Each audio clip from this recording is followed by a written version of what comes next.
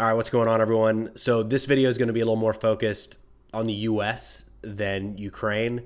The front half, we're going to hit on the balloon, DARPA's Liberty Lifter, and a U.S. Special Operations raid in Somalia targeting an ISIS leader that I thought was interesting, kind of out of the blue and kind of under the radar in a lot of reporting. But I am going to hit on a couple things in Ukraine. They just changed out their defense minister and show some footage of a pretty devastated area on the east. I was going to say the eastern front, but I think that gives a different impression. Just outside the Donetsk, it's an area called Marinka. I'll show the footage of that, and it's pretty rough. But anyways, let's dive on in. So I'm definitely not going to put anything about the balloon in the video description or the thumbnail, because this is not like I'm not going to provide any like seriously valuable information on the balloon. I didn't know that it was even something worth considering or learning about a week ago. So it kind of popped up on my radar, no pun intended there. So I'm very much still in the phase of listening and learning, trying to understand what it was being used for, what they in general are used for, how they got to where they were. There's so many, hot takes and opinions, and really there's so much information coming out day to day that I'm going to wait a little bit on the whole balloon thing before I have any sort of serious opinion one way or the other. It's just a pretty new topic for me, so we'll steer away from that one. But I do want to talk a little bit about this DARPA Liberty Lifter X-plane program. I'll put a link in the description below. So DARPA stands for Defense Advanced Research Projects Agency, and this is like relatively secretive, all things considered, kind of coming up with new ideas for the military. And right now they're looking at one of the many things they're looking at is like this big seaplane. And the idea is it has to be long range, low cost, able to carry out strategic and tactical heavy lift. And these pictures are pretty impressive. They're just renderings because they haven't even started really designing it yet beyond just these images. But they narrowed it down to a few contractors, if you will, that'll dive into it over the next couple years. This is not new by any stretch. I put up some pictures of this in a short, and there was a lot of feedback that it'll just get shot down right away. It's way too big. I don't think this is going to be designed as like a first wave. Like, don't think of these as replacing landing craft in the sense of like Higgins boats from World War II or amphibious assault ships in modern day. I think the purpose of these, just looking at the size of them, because you're right, a big C-17 flying low, landing in the water off the beach, that's not going to sneak up on anybody, and it's going to be stationary for a long time. Even if it can land quickly, the process of turning around and getting out of there, like, it's going to get blown up, right? So I think the purpose of these is more subsequent waves, right? And, well, how about the humanitarian front? That's something that's not often considered. The humanitarian impact that these could have, bringing supplies ashore in places all around the world, able to land in the water and offload this amount of equipment, could be substantial. I think that's something that's overlooked in this program, is it's not all tip of the spear, in the middle of the gunfight type stuff. I always go back to World War II, but there was very little unloaded under fire on D-Day.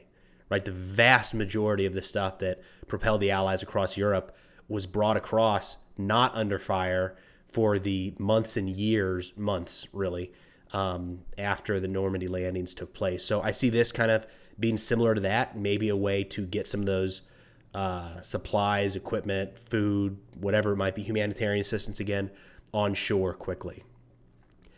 There was also this, moving over to more kinetic operations.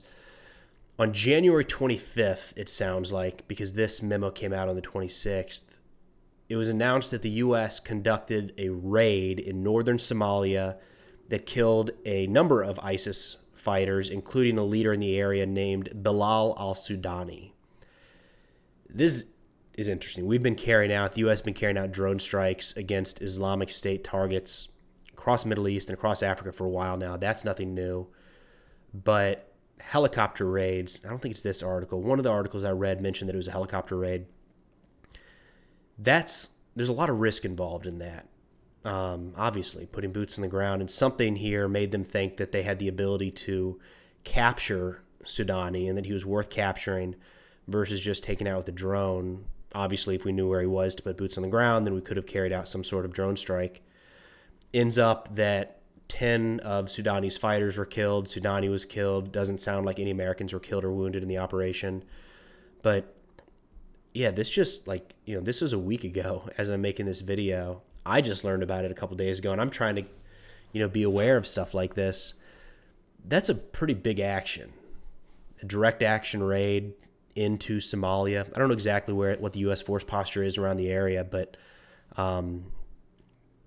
interesting. I would have thought for something like that, the name would have been a little bigger. I mean, Sudani's played a big role in the rise, or really the expansion of Islamic State across Africa, but does he warrant, the risk of a U.S. helicopter being shot down in Somalia and having to explain that? Could you imagine that being layered on right when this balloon whole incident is happening, and there's arguments about what's going to go to Ukraine and what's not going to go to Ukraine? So, anyways, I don't know how I feel about that. The counterterrorism mission around the world, there's an important aspect to it, but it's things like this, random raids into Somalia. We can't keep that going forever, right? It's whack-a-mole in a sense. But either way, it happened. So moving on then to Ukraine, we'll kind of wrap up with a couple things here. Ukraine swapped out their Minister of Defense. Sounds like the head of their military intelligence branch is going to take over. Budanov, I think is his name, who leads Ukraine's military intelligence right now, is going to take over for the Minister of Defense. I don't think you're going to see anything drastically shift in the short term. The Minister of Defense traditionally does not have operational control of the troops in the fight. So the generals haven't changed in some time. I wouldn't expect the strategy on the ground to shift because of this. It's more administrative. That doesn't mean nothing will change, but you can contrast that a little bit with some of the instances when Russia has changed out their commanding general of the Russian forces. You've seen a shift in strategy. This is a level up from that changing out. So it very well could change something, but it's not going to be, in my opinion, anything in the very short term. And they're replacing the current Minister of Defense with somebody who's already very well tied in with the war effort, who's probably had a large role to play in the decisions that have been made up to this point. So again, it would be kind of surprising if something drastically shifted in terms of how Ukraine is carrying out this fight in the next couple weeks or months. That said, there are more and more articles coming out. I haven't shared them. It's hard to tell the validity of them, but more and more concerns, I guess, that Russia is getting ready to launch some large-scale attack. And maybe I'm just getting jaded by hearing that over and again, because how many times have we heard that in the last year now? That just around the corner, get ready, Russia's about to throw everything they have into the fight. And for better or for worse, there's a part of me that just doesn't believe it until it actually happens now. Now, there are a lot of Russian mobilized soldiers that are hard to account for at this point. There were hundreds of thousands, on or around 300,000 new Russian soldiers pulled into the force over the last 6 months, 4 or 5 months, that ballpark. Some of them have gone to the front. Some of them have been killed. Some of them have been captured. But there's a large number that it's not clear exactly where they are. It's likely that they reinforced Russian positions across the east and the south. There's been a lot of videos and footage, videos and pictures showing them in training grounds in Belarus and in Russia.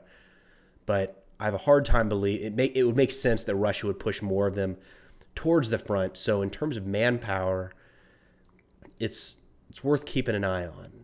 Russia definitely should have more troops available for whatever this next push, if there is a next push, than they've had so far in the war. But again, just like so much of this, we'll have to wait and see. The last thing I wanted to show here was, it's not a graphic video by any stretch, but it's a town called Marinka, just outside of Donetsk, kind of southwest of Donetsk, almost like a suburb is probably a good way to describe it. And this is an area that has seen fighting since 2014. The front lines in 2014 ran right up into Marinka. So when you look at this footage, it's hard to tell. There's hardly any landmarks here, right? But it's hard to tell if this is Ukrainian-held territory, Russian-held territory. Most of that area now is held by the Russians. But just shows the absolute devastation of war that I think gets glossed over, especially when we see, a missile strike in Kyiv and it triggers an international response. When you get out towards the front lines in the east and the south, there's towns that look like this, look like Marinka, where you got to wonder what reconstruction is going to look like, if reconstruction is going to take place there. I mean, there's borderline nothing left of that town. It's just rubble. At what point do you decide it's worth rebuilding, or you just start again somewhere else? There were a lot of folks, I posted this video, and a lot of folks commented how, it's war. This is what war looks like. And I respectfully disagree. This is not how war looks. There are plenty of places across Europe that experienced portions of World War I and World War II that were not razed to the ground like this. There were parts on the Eastern Front in World War II that saw some of the nastiest fighting in the history of mankind, where not every single village was razed to the ground to where it's just rubble. This has clearly been the focus of some pretty intense fighting. The lives lost, nothing compares to the lives lost, and it's not even close. Hopefully, most of the people got out of there. The civilians got out of there well before the city looked like this, but it's just crazy. It's crazy to see that we can do that to people, right? We as people can do that to other people. But on that super uplifting note, I think we'll wrap it up for today. Look at some more Ukraine updates here in the coming days, but that'll do it for now. See you next time.